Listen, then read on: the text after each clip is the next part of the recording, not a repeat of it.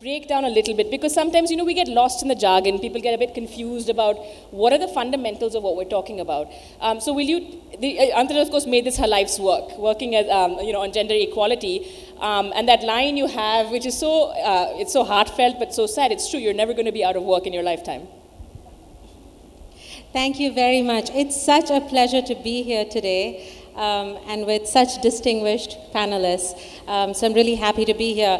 It's a bit weird to be starting a conversation on Monday morning talking about misogyny because that's such a negative word. Misogyny literally means hatred of women. So instead, I'm going to talk about gender equality, which is a very positive thing, which really just means equality of the sexes. And I guess, how do you want to set this up? I just got my coffee in a very privileged fashion, so I'm sort of dealing with that. Yes, now we can start. No, I want to ask you first, Antara, just define for us a very basic definition of feminism, of misogyny. And we're just going to jump straight into it, So just give us the definitions and a little bit of your experience with this, because, I really think it is on a continuum. You start with mansplaining on one end and you end on very horrific crimes and violence against girls and women in this country and others. Sure. So a question that, a bit of background, I work on gender equality with the UN. And before that, I worked in grassroots organizations in India and in the US on violence against women, including with Ruchira's organization, Apne Aap. So a question that people come to me with, and in fact it's a discussion that has come up at dinner and drinks at GLF all the time. Men actually think it's a great way to hit on you, to say, really, you're a feminist, you don't seem like a feminist. It's FYI to any man. That's a terrible way to hit on a woman. And when I say, what do you mean? What about me does not seem like a feminist? Because that is deeply who I am. If there is one identity I will pick, it is I am a woman and I'm a brown woman. So what about you, what about me makes you think that? Because I'm actually offended by that. And then they say, yes, but you don't seem like a feminazi. And then I always think, okay, so when the civil rights movement happened, did people say, you're going way too far in asking for equality. It's great that you're saying something about it, but let's not go too far. Let's not say blacks have too much power. Or with the Dalit movement here, with all of the huge inequalities that Dalits face, I would be horrified if somebody ever went up to a Dalit leader and said, yes, but you're going too far. Let's not go that far. So feminism is really just about equality. Yeah. And it's recognizing that the playing field is not equal. And Aziz Ansari, I think, said it so well, because he said, to all those people who say, I'm not a feminist, I believe in equality, I'm not a feminist, he said, if you go to a skin doctor and, and they say, okay, I'm a skin doctor, I work on diseases of the skin, and then somebody says, okay, so you're a dermatologist. Then you don't say, no, that's too aggressive. Don't call me a dermatologist. So I think it's the same thing with feminism. Yeah. If you believe in equality, you are a feminist. That's what the word means. Perfect. Thank you so much. And I do want to, it is going to be a lively discussion and conversation, and we'll be getting questions from you as well, some on Twitter. B, I want to come to you because not just have you written this incredible book on Mary Wollstonecraft, following in her footsteps in many ways, there's this incredible video of you, sort of being a bloke for a day, and I have to say, you guys have to look this up because B looks so delighted to be scratching her balls at this point when she's walking around, manspreading, and taking up a lot of space. It was fun, but there was a point to that. There was a point to it. I'm a journalist and writer, and some years ago, I undertook an idea for The Telegraph in the UK, which is actually quite a right-wing newspaper. I can't believe I got away with it, really. The idea was to become a man for a day. And I was taken under the wing of a noted drag king, so a woman who performs as a man. And a short film was made about it, but I was basically trained to manspread, to fill the space. I physically changed. I had stubble put on my face, my breasts were bound down, and a large pair of socks were placed here. And this is all very funny, but I must say, I enjoyed it tremendously. And what it taught me was that it's fantastic to own the space and to be loud and to fill the space. And it's a wonderful thing to own that privilege. And why would you not want to have that privilege?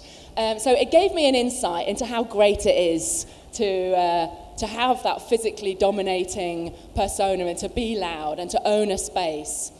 And I think the awareness of that is quite an important thing, because we're not here just to have a pop at men and just be mean, but men, generally speaking, are, likely to dominate a conversation in a way that you will see again and again at festivals, on the news, and in your homes. It's something that we all see. So I want early on to make the point emphatically that mansplaining isn't just a kind of hashtag like jokey, lightweight thing. It's actually a very serious issue. And it's been given this label. It's important to label things which are problems. Mansplaining is a label for a very, very common experience, perhaps the only experience which is common both to Hillary Clinton and a teenage girl in Bihar. We've all been talked over and kind of crushed in conversation and had people occupy that space. So that's what mansplaining means to me. Yeah. You also bring out how interesting it is to feel invisible when you're occupying so I want to come back to that a little bit later in the conversation as well. Absolutely. Yeah. Anuradha, Anuradha is a international chess champion and has had an incredible story which she's documented in a book that's available in Hindi right now and making great waves. Your journey is also quite incredible from Haryana, where you can talk to us a little bit about, because we do hear Haryana does not have the best indicators, to put it mildly. We hear a lot about sexism and misogyny and the issues you face as a woman in Haryana. But even in London, where you say that, there is everyday sexism you feel on this big scale. Can you tell us a little bit? Yeah, sure. Thank you, Amrita. So I was born and bred in rural Haryana, and this is where 75% of India still lives in rural areas. Misogyny or love for a male child, and there could be various reasons for that, is so much that a girl child is never welcomed. When my sister was born, second child in the family, my dad received consolation messages. It's all right, it's okay, you still have time, there are only 2 girls. So when you're born and you're born with this, there's no welcome, there's no joy in your presence. And this is an indication of what is to come next.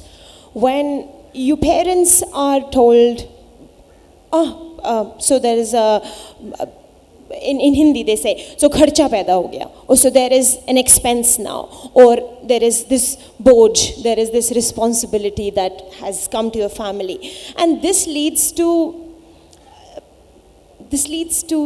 genocide of baby girls, misogyny. This is what it leads to. It's a small thing when you look at it individually, like just one thing, I just want a male child, but on a larger context, it leads to killing of baby girls.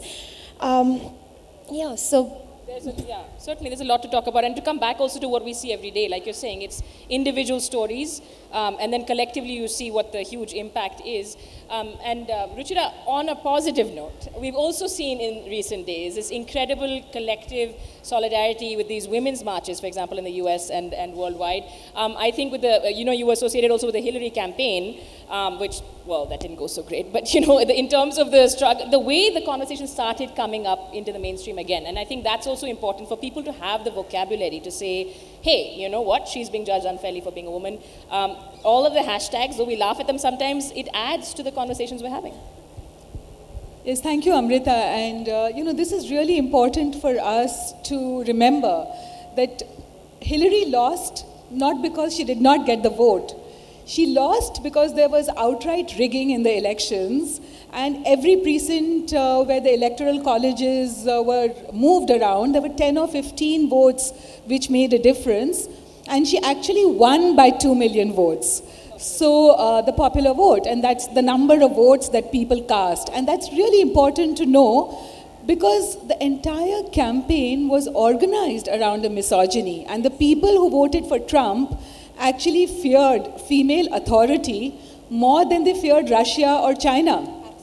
And this goes back to where does misogyny come from? It starts from when we are born, because that's the time when we learn that, it's all right for one class of human beings to order and one class of human beings to obey. We see this with our mothers and fathers and uncles and aunts at home. And then we see that it's all right for one class of human beings to get paid for the work they do and for another not to. For one class of human beings to sit with their legs apart, as Bea was talking, and for one class of human beings to always be told that don't laugh loudly, sit with your legs together, you're going to get married, you have to go to someone else's house, home. And women are taught that they're always in a permanent state of exile. First they are in their father's home, and then they're going to be in their mother's home. And another very famous feminist called that out, Virginia Woolf, when she spoke about a room of her own. So misogyny is how we experience as women discrimination. Misogyny is how men, and that's just a minority of men. It's not the average man, I want to qualify that. But the minority of men is giving all men a bad name. And it is how they hate women for being women. Misogyny means hatred of women in the dictionary. So men don't hate women. They have mothers, they have sisters, they have girlfriends, they have lovers, all of that. But misogyny is hatred of women because they are women. And Trump's campaign was targeted at Hillary in a way where he was saying things against her as a woman. And that was what was so troubling. He was saying, he talked about grabbing pussies, he talked about sluts, he talked about her dress code, he talked about the fact that she was a nasty woman. Think about the words, bitch, slut, nasty. These are words which are expressions of a misogyny. They did not come from anything else. They did not come from one electoral candidate speaking up against another electoral candidate. It wasn't about that. And that is what we have to address today, even in India, where there's prevalent misogyny. All of you know that the famous bus rape. But the bus rape did not end with the change of law. Women marched on the streets. We got the law changed on April, 3 months after the bus rape in 2013. Faster than almost any other. Faster than any movement anywhere in the world for any other law change. But the rapes continue, and just recently on New Year's Eve in Bangalore, women were molested on a mass scale. So where does that come from? And that takes me on to the next point, is occupying of space. A new toxic masculinity which is going to promote misogyny once again is rearing its head. And that toxic masculinity is based on aggression, domination, occupying of space. And it's coming through a lot of our political culture, where, aggressive dominant man has 56 inches chest. He wears a huge turban, talks to people by sitting on the stage, far away from the masses. Occupy as much space as possible, and that becomes the definition of masculinity. So, Suhail is somebody I've known all my life, half my life at least, not all my life. And we've been debating in college and school and all of that. And, I want him to address this issue of toxic masculinity. Where does it come from? What is the impulse inside men that leads to this toxic masculinity? What happened to the definition of gentleman as the definition of a man? And, everyone talks about consensual sex. What happened to the idea of welcome sex? Women can also enjoy sex, right? And, what happened to that? Sex with not with domination, but with participation and collaboration. And so, lot of things, which we can unfold. We'll unpack some of this. I want to make a quick point here, where women in public spaces are hated, and they dislike that. But funnily enough, in Haryana, women are everywhere in Khates. So when it comes to work, they are the one who are going out, they're riding bullock carts, they are working in the fields. That is all right. But when it comes to cups or panchayats, there's minimum presence. When it comes to deciding for themselves, they're not there, but they're everywhere in the fields, they're in the streets, they're working. And the thing is, I think I want to bring I'd like to add to that as well. Just it follows neatly on from both points, but I think actually people are often saying, why bother being a feminist? Because there've been so many gains for women, which is absolutely true. But one thing has got very much worse for women, and it's the intolerable scrutiny of their private lives. We saw that around Clinton, and I'm sure that's why the women in the villages think, I don't want to, because people will speculate on the way that I look, and am I married, am I not married? And I think that's actually got worse. The American suffragist said in the last century, she spoke of women in public life, she said, "We are crucifying our Wollstonecrafts," by which she meant this unsparing scrutiny and obsession with women's private lives and the way that they look. I mean, my country's run by a woman, Theresa May. How do I know she's a woman? Because the press talks about her shoes all the time, you know, and men don't put up with this degree of scrutiny. So I'd like to just add that in as a follow-on from... You know, so Suhail, to bring you in at this point, because I mean, there are obviously many threads for us to follow, and I think one of the issues when we look at what, you know, Richard is also saying, talking about occupying space, a lot of times women feel unsafe, but I have to say, there are, of course, very powerful parallel movements. For example, Blank Noise is spearheading this, you know, No Fear movement, which I love, which is go out there, you know, you need to see more women out there, you need to see women as role models. But to ask you specifically, Suhail, you know, as we see the definition of misogyny, there are very few men who are going to put a hand up and be like, yeah, of course, I hate women. It comes out in very different ways. It comes out in behavior. It comes out in speech sometimes subconsciously. What are your thoughts on some of the topics that have come up? You know, I want to take off from where Ruchira left. Antara began by defining misogyny. B and Anu talked about it in their various avatars. I still believe, I mean, it might be naive, that it has everything to do with your upbringing and with your education. In Calcutta, we didn't know misogyny, mansplaining, all of that. We understood and still do the concept of being gentleman and gentlemanly. It's not about treating women in a special manner so as to make them feel that they are a class that must be treated with kid gloves. What has happened today is even people who are supposed to inspire us express misogyny of the worst kind. Look at what Mulayam Singh Yadav said, sorry, who's the father of the Chief Minister of India's most populous state.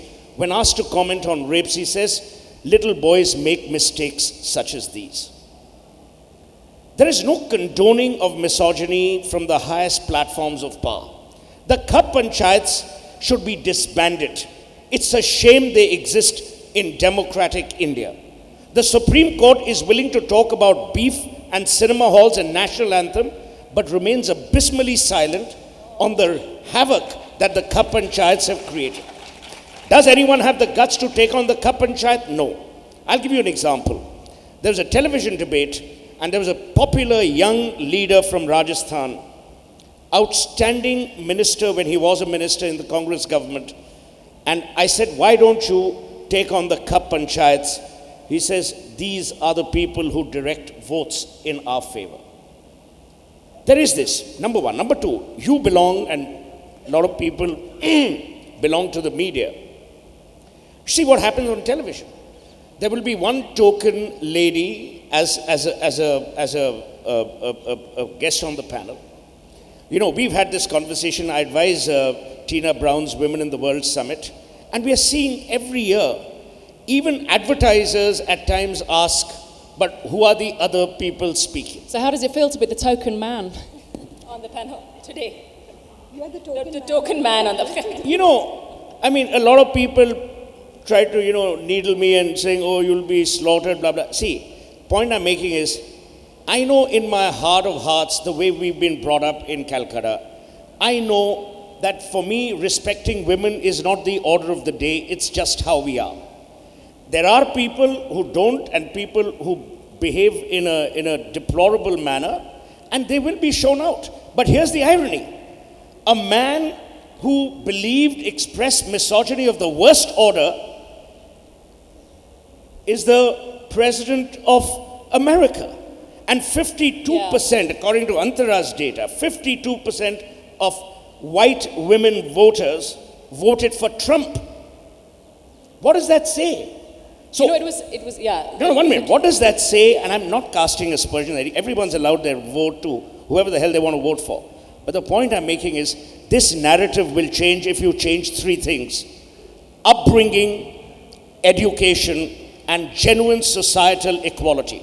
I know you both want to come in on this, and I just wanted to point out that it was very telling to see interviews done in the US of women voters who voted for Trump, because they said, oh yeah, essentially we sort of blanked out that bit. We're pretty sure he didn't mean it. You know, that bit being all of the sexist, misogynistic comments he made. Yeah, but let's not talk about America. Let's talk about India. And you know what? I talked about Cup Panchayat, that's India. The word gentleman is actually a sexist word because of what it means. The same people who will talk about being a gentleman, and by the way, Kolkata has a pretty high rate of child marriage and has a very low women's female participation rate.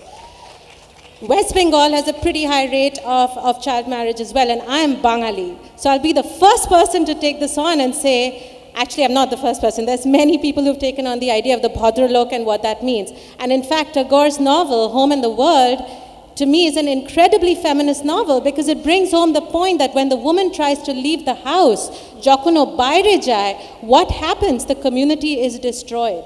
So I very much challenge this notion of gentleman because it brings up, it allows this continuing lie of what I am inside the house and what I am outside the house. And Ruchira, I know you work on this. When you look at brothels in India, first of all, the girls who are trafficked there are never above the age of 16. They're between the ages of 9 and 16. And if you ask them, who sold you into this trade? It'll be their fathers, their brothers, and their husbands. And these are the very same men who will go to the panchayat, who will sit there as a man did 5 days ago in Chhattisgarh when I went to the Punjab and said, I have 9 children.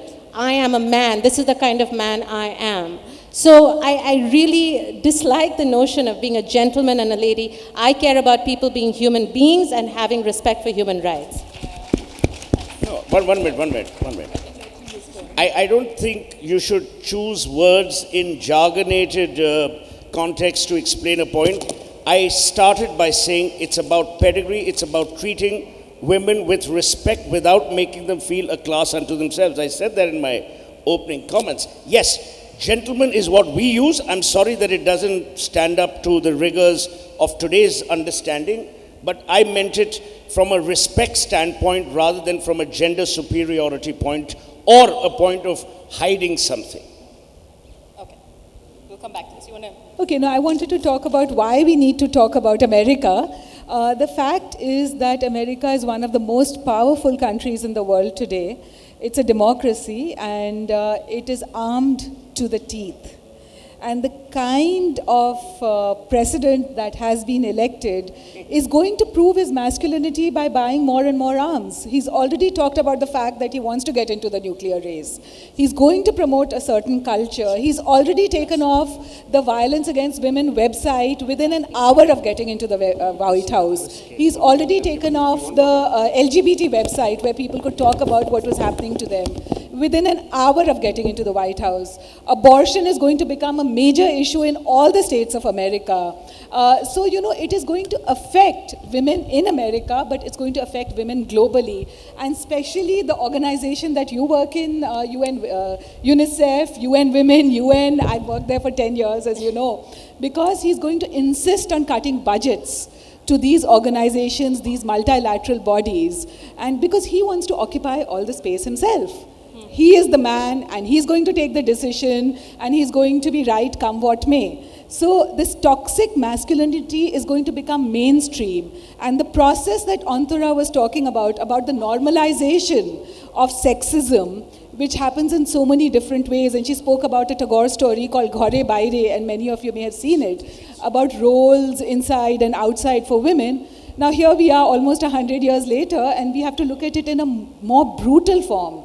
And it was insidious, now it's out in the open. And the great thing is that women are now fighting back.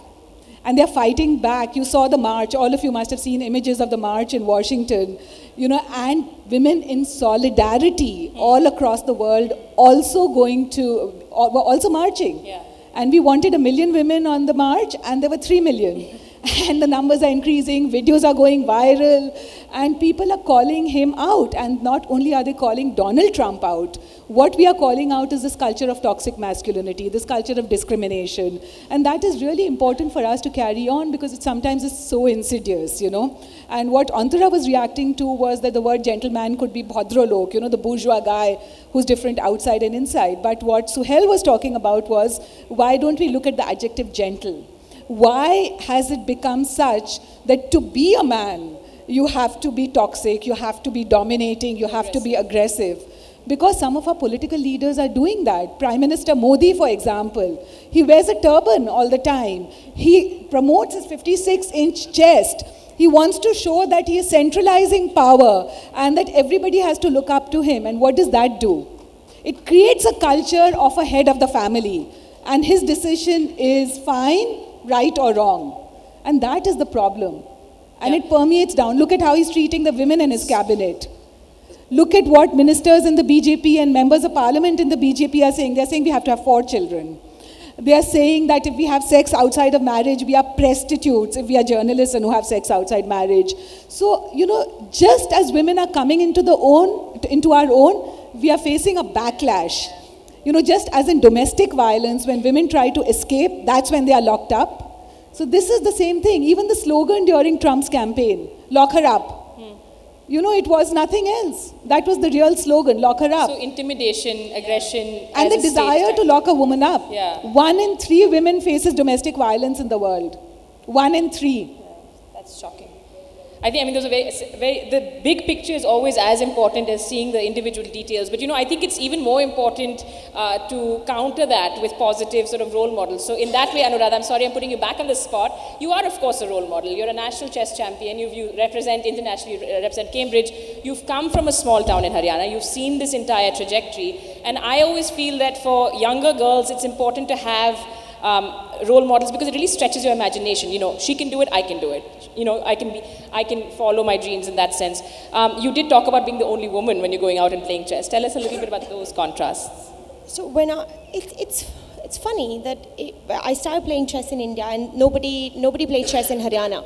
So although Haryana is a very sport oriented and Haryana government does a lot for sports and there are many great sports persons coming out of my state. But when I was playing chess 10 years ago, people thought I play Ludo or I play Chopad or I play some Jua. So, and it's the same in London. I'm the only woman chess player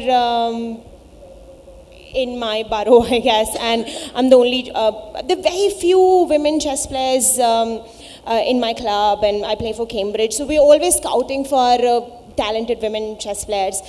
And although the sexism is not as much in my face in London as it's here, but there's something that's still there. The women do not take up so-called risky careers, like, okay, you go to school, you go to college, you need a secure job, because sports is considered, what next? What if you don't do good? What next? Because there's no secure platform that you're going to reach, secure space. So it's the same in London. There's something I'd like to add to that, because we've talked about toxic masculinity, and toxic masculinity is very visible, the stats on violence against women, these things. But what I'm fascinated by is the kind of invisible effects, the stuff that's harder to sense. What Amartya Sen calls quiet violence, where women are very quietly shuffled out or quietly neglected. And it's also in terms of in the media. Yes, Suhail, you've highlighted outrageous things that people in government have said, but you yourself, on the events in Bangalore where women were harassed in the streets on New Year's Eve, you took to Times Now, and your response was to be outraged by the way that the leaders of Bangalore embarrassed themselves in front of the world. And I think that's absolutely mistaken, because the embarrassment was that women got harassed, not that people made a fuss about it. And I quote you, you said, "We're sending a global signal to the world that Bangalore is not safe. I find it appalling." That's not the appalling part. Well, the question at that time, no, 1 minute. I remember since I said it, the question that was asked of me is, do you believe that these leaders should remain leaders? There were two people who made comments, the Chief Minister Siddaramaiah and the Home Minister. It was in that context. So when you quote, please quote in context. Because it's very easy for me to pluck something out and say... Absolutely, but the point I'm making is that the discussion is about women's safety. And it happens a lot. It happened around Nirbhaya. Oh, we're making India look bad. And it's not just India, it's in other places, Absolutely. you know? And it becomes a public relations exercise, and it's actually missing the point. No, 1 minute. That's a non sequitur. I mean, you don't have to be a rocket scientist to know that you've got to actually solve the problem rather than address another issue. So no one was addressing that issue. We were talking about the fact that even the women who reported on the night in Bangalore, for the first 1.5 hours, no FIRs were entertained. Not one FIR was, you ask Amrita. Why? Because the political leadership said we don't want this. So the political leadership often colludes with people who are supposed to be law enforcement. And that was my answer, that Siddaramaiah and the Home Minister should be sacked, and Rahul Gandhi should take steps against them, because he understands what happens in societies when this kind of nonsense takes place. But calling this out the kind of violence crime. first. You're saying the essential thing is obviously to call out the... I still think it's missing the point, and it's political sophistry to try and get a benefit from it, Well- one way or the other, when the key question is women's safety. Yeah.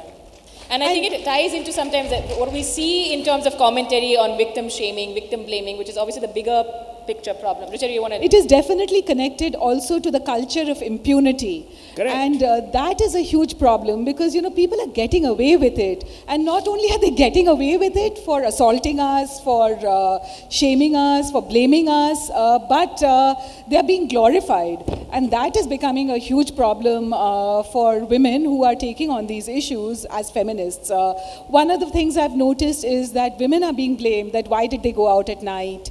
And why were they wearing short skirts, or why were they drinking, and girls from good families should be staying at home. Yes, and the and media is this absolutely complicit reaction in that. You're has become a absolutely huge right. Yes. problem. And media is responsible for it, so is the political leadership, and so are families who are forcing girls and women to stay at home But can I just- in the name of their safety. Because, one of the slogans of the Nirbhaya, and I don't want to call her Nirbhaya, I want to call her Jyoti Singh Pandey. That's who she was when she was raped, and she's still Jyoti Singh Pandey. Words have consequences. I don't want to change her name forever.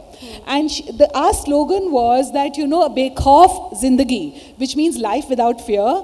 And there was one of our leaders in the movement who was marching outside Parliament that day who said, her name was Kavita Krishnan, and she said we should have the freedom to go out at midnight and buy a cigarette if we choose. So it should not be that we should have the freedom to have 4 babies. We should have the freedom to go out and buy a cigarette. And this is the issue that we Or are do talking both about. at the same time. SB says, whatever you want to do, you should have the freedom. Yes, of course. But, I think it's easy to sit here and all of us agree on these points, but I actually think each one of us, including women, have made decisions which are sexist. And I'll share a story with you. We recently did a set of consultations with adolescents around India, girls and boys, and we talked to them about violence against women. First of all, 52% of children in India, not nationally representative studies, but pretty big studies, think that it's okay, that there are situations where it's okay for a man to beat his wife. So in this consultation, this 12-year-old boy, he's 12 years old, we were talking to him about violence in general, not just gender-based violence, and he said, when we're children, we get scolded and beaten at home. And when we go to school, we are humiliated by our teachers for not knowing our work, and we're scolded and beaten in school. When we hit adolescence and we fall in love, he used the word pyar, he used the word mohabbat. And he said, and then when the girl rejects us, all of that anger of all of these years come upon us, and then we hit the girl. And we were stunned to hear this, and he's very aware of what he's saying, and he said, because we cannot hit our teachers and we cannot hit our mothers. And this immediately reminded me of something that so many people in India support, this idea that if you take away the alcohol shops, men will stop beating their wives. Well, in the words of that 12-year-old boy, is it the bottle of alcohol that's beating the woman? And does the man go and beat his landlord? Does the man go and beat his neighbor? No, he's going and beating his wife. So this spirit of let's take away the instruments that lead to the violence it's actually a very You know, and anti-feminist I just want to ask you, Antara, sentiment. because it becomes a very cozy conversation as you're pointing out. We're sitting here and tremendously privileged, obviously all of us who are here and certainly sitting on the panel. And sometimes we like to have these conversations with each other. We like to call out sexism, oh my God, the cups. Oh my God, this poor little boy in this little rural. We don't want to talk about what's happening in our families. We don't want to talk about what we perpetuate. And that's as individuals. I just want to know what you all think about that. Suhail and then Antara. Just to come, because I think it really comes back to, I know the slogan was the personal is the political, but in this case, you really have to walk the talk as well. Absolutely. I mean, Antara talks about the fact that we could have this privileged or this conversation here. But there's a lot that's going on. And I'm no expert like most of you are. My worry is threefold. Number one, what is going to make this change happen at the real grassroots, where there is still all this happening? Number two, when will we make our laws more stringent? I'll give you an example. I work with an outstandingly bright human being called Riya Sharma, who runs this foundation called Make Love Not Scars, which is about people who've had acid thrown on them, spurned in love or spurned love or whatever. We have no laws which punish the perpetrators of such attacks. And finally, I believe if this discourse is to go further and more substantively, it cannot be a man versus woman. It must be sanity versus insanity, civility versus incivility. Because if you push this into a man versus woman debate, you will make men erect defenses which are silly and facetious. I mean, that's my limited view, but as I said, I'm no expert and I don't want to be misquoted on another Times so Not why are you panel. on the panel? I mean, actually, why are you on a mansplaining panel? You ask Sanjoy Roy that.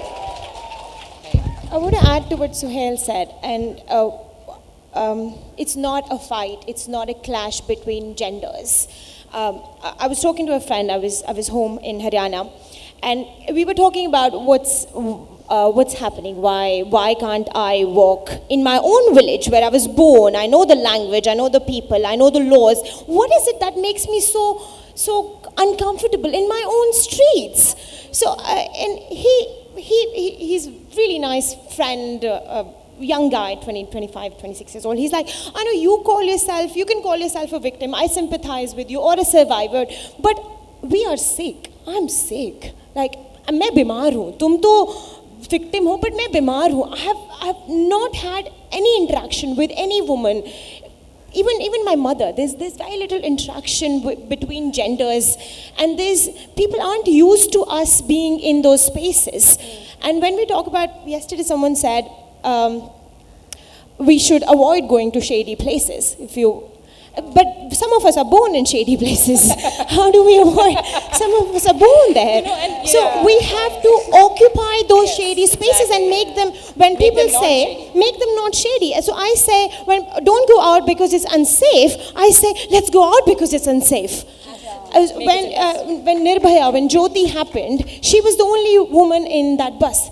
If there were 15 more, that bus, that space, that shady space becomes safe. So we need to get out there, occupy those spaces. That's what's so important. Okay, occupying external spaces again, but coming back, and also I do think, we try to say it's not a clash between genders, but when you're looking at the violence, the perpetrators are, it's very tilted, and I understand why you're talking about repression. It's obviously coming from somewhere. Yeah, I told him that I was a victim when I was a child, and now you want me to become a doctor. Now you also want me to treat you. So yeah, women are just, but coming back to our own spaces, you have. Yeah, I wanted to talk about, one is of course that we are trying to occupy public space, and more women are doing so all the time. But it's harder when it's inside the home.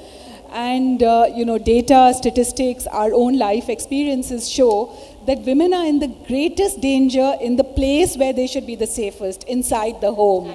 And that begins sometimes as a child. Many girl children, and boys too, face sexual abuse, incest in the home, and they are told, hush it up, you'll be devalued, you may not get married, you can't take on your own family member, uncle, brother, whatever. And this is something I hear all the time. Literally, 1 in 3 faces domestic violence. half the girls in the world face incest and sexual abuse at home, but nobody talks about it, and then marks them for life.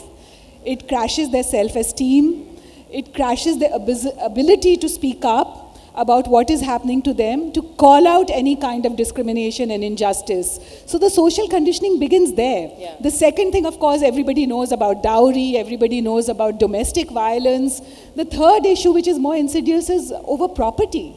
You know, good girls or good women don't ask about property. They are happy if the property goes to brothers and all of that. In many families where property is not divided equally, and it's a silent truth in the lives of many Indian women, which we can't speak about, you know, and this is something which is the sense of entitlement, which we haven't used the word entitlement, that men have, so they don't even know when they are being sexist, which is then the first step to becoming misogynist. And this is another issue we should look at. The third is the culture of masculinity, which is being driven by the porn industry. We have not talked about that, but you know, through the internet now, sex is connected to violence, and 12-year-old boys doing their homework are suddenly accosted with a cartoon character who says, "Want to have some fun with me?" And 2 clicks later, they're watching a woman being raped, penetrated into every part of her body, from her vagina to her mouth to her everywhere.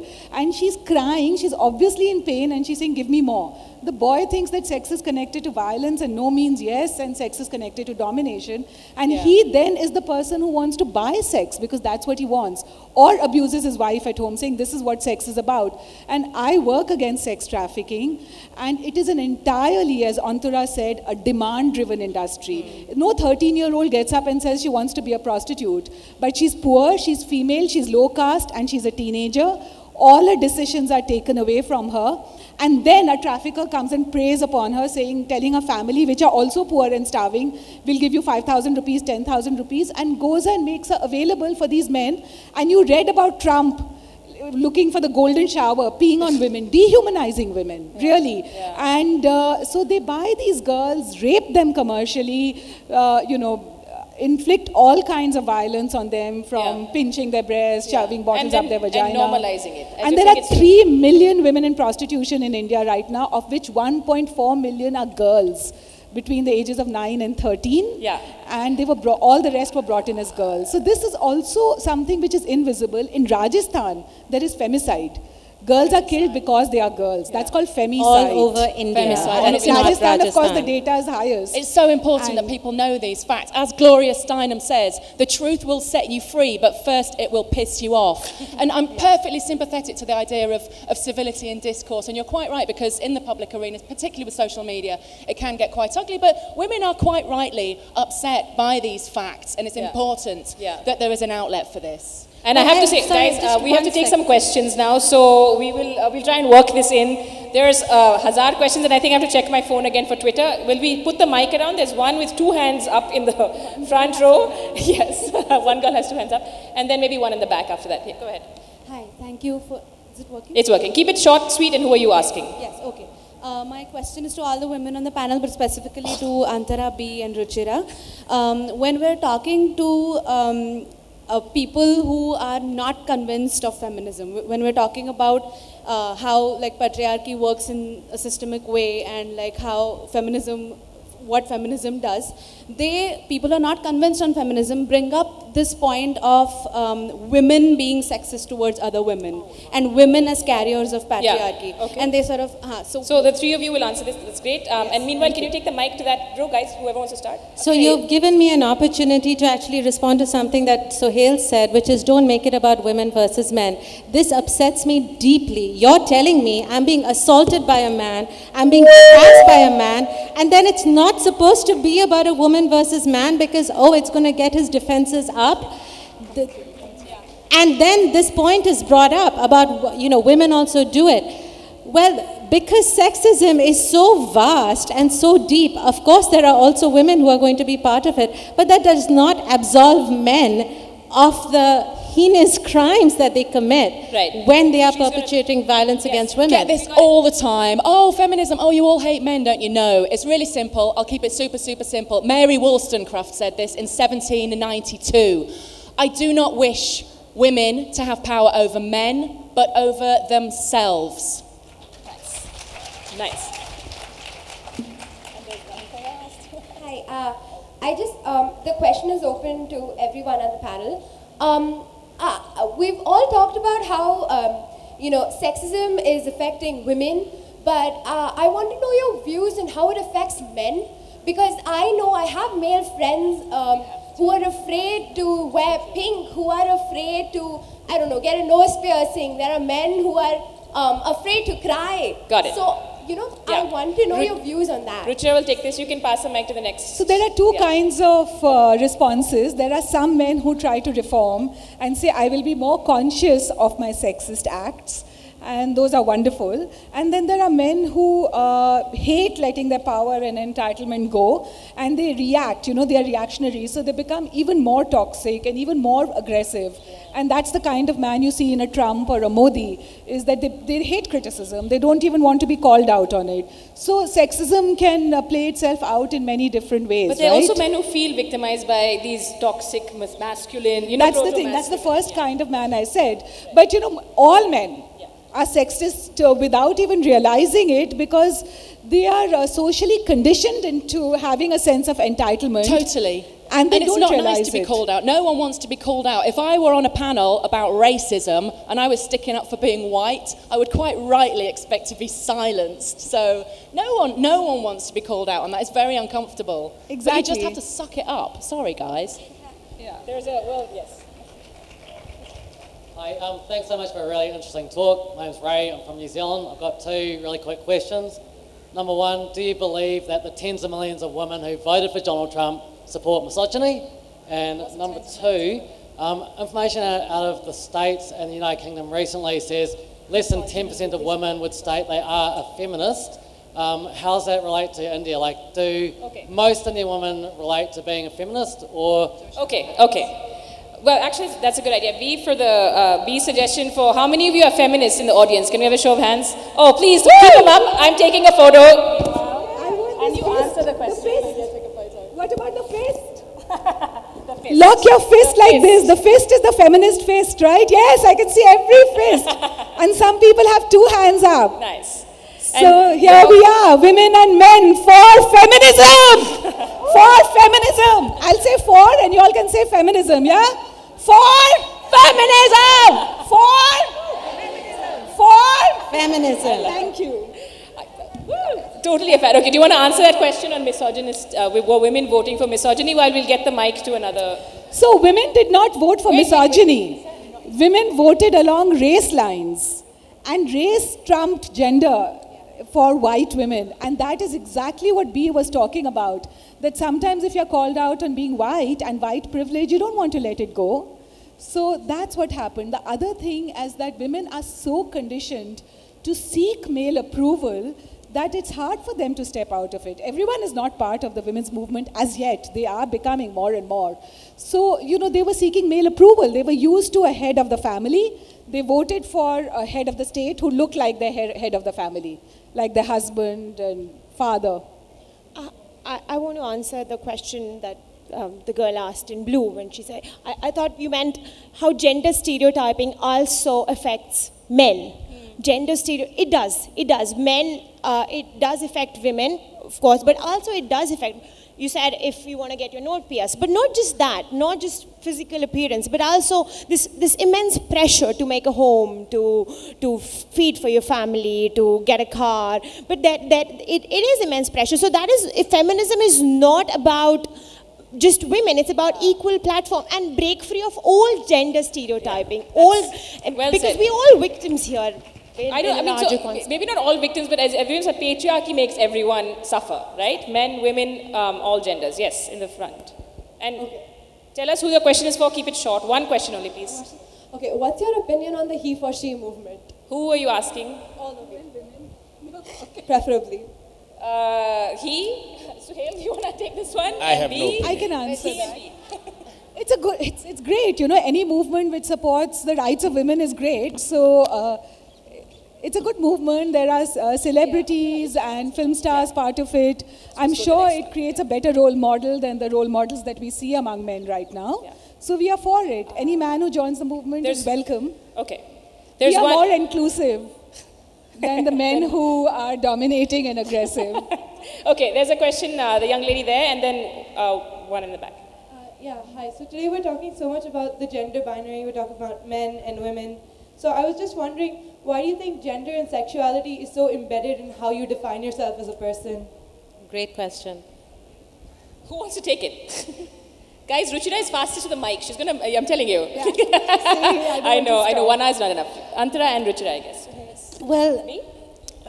gender and sexuality are absolutely integral to each other. So, in fact, my definition of feminism is an equal playing field for all genders. So it's not about being man or woman. And on that note, I really hope, Government of India goes back and forth on integrating sexuality in our curriculum. In some states, you're not even allowed to show a naked human body on the page, on a school textbook, because it's seen as not being Indian, because, we don't have bodies.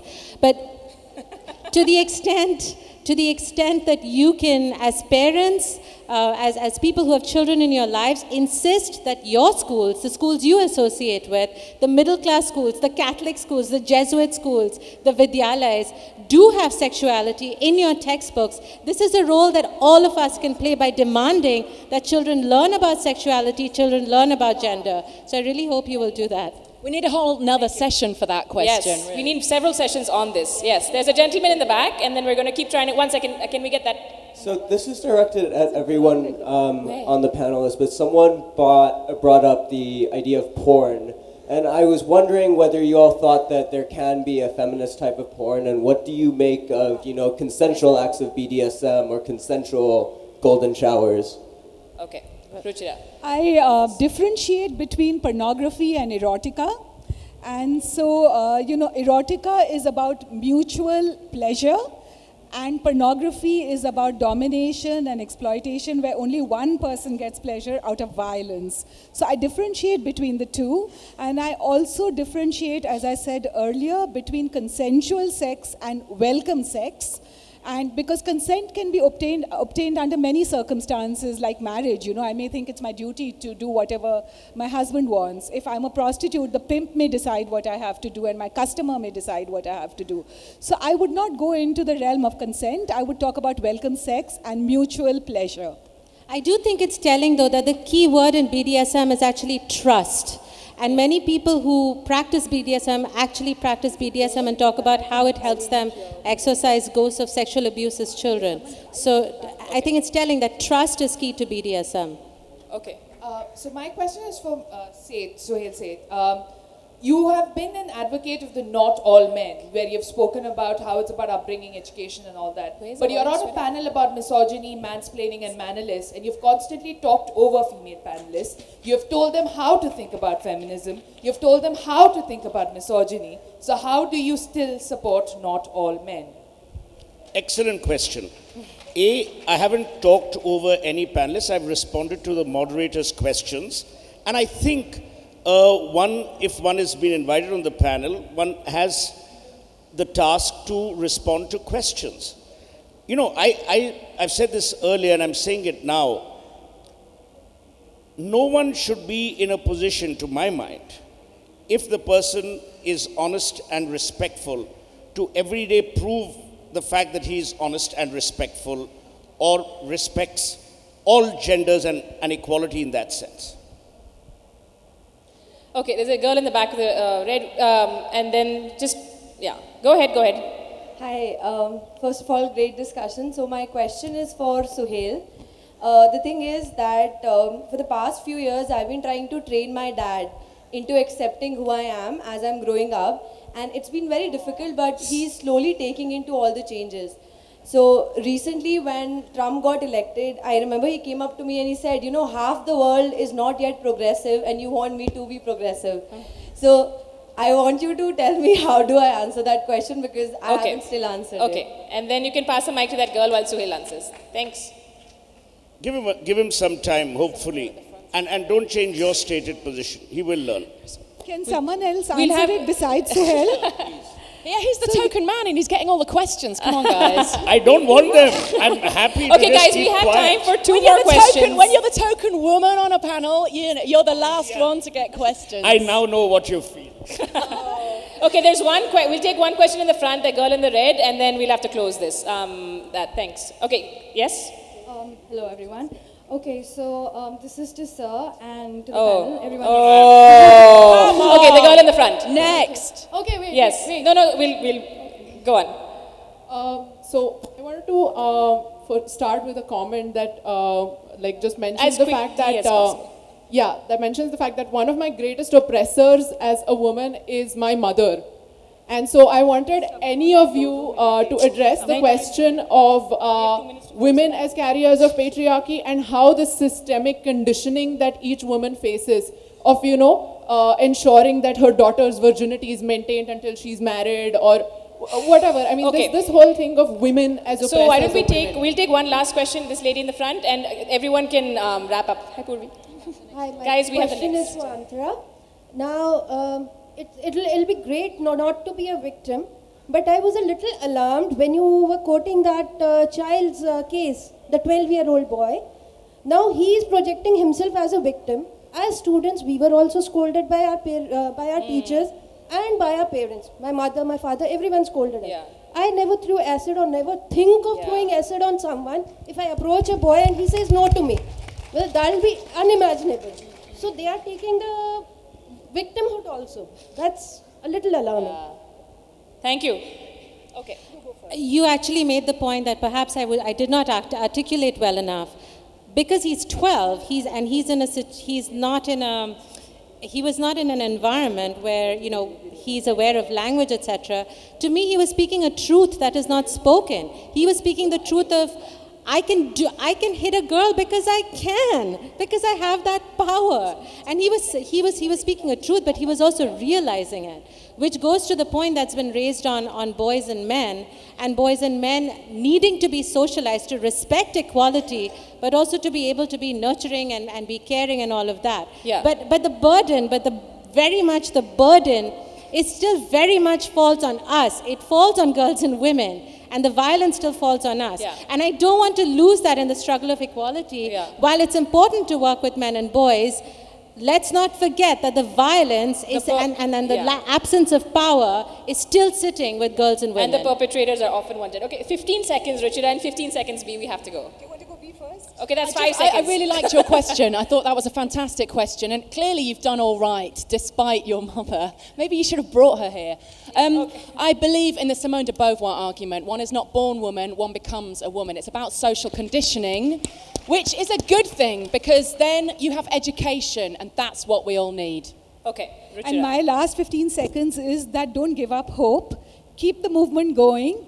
And we have succeeded from the time Mary Wollstonecraft wrote The Vindication of the Rights of Women. We don't have, domestic violence is not considered life anymore. It's considered crime. Remember that. Yes. We didn't have women's studies departments in any university. Now most of the universities have it. When we use the word feminism, it's great. Everyone, you saw how many fists went up and how many men are in the movement. So if we carry on, we will change. Maybe not your mother, but your daughter will be different. That's so awesome. we have to just hang in there and carry on. And we're going to have to wrap up on that note of hope. Thank you, guys, and thank you to our panel. Please give a big round of applause.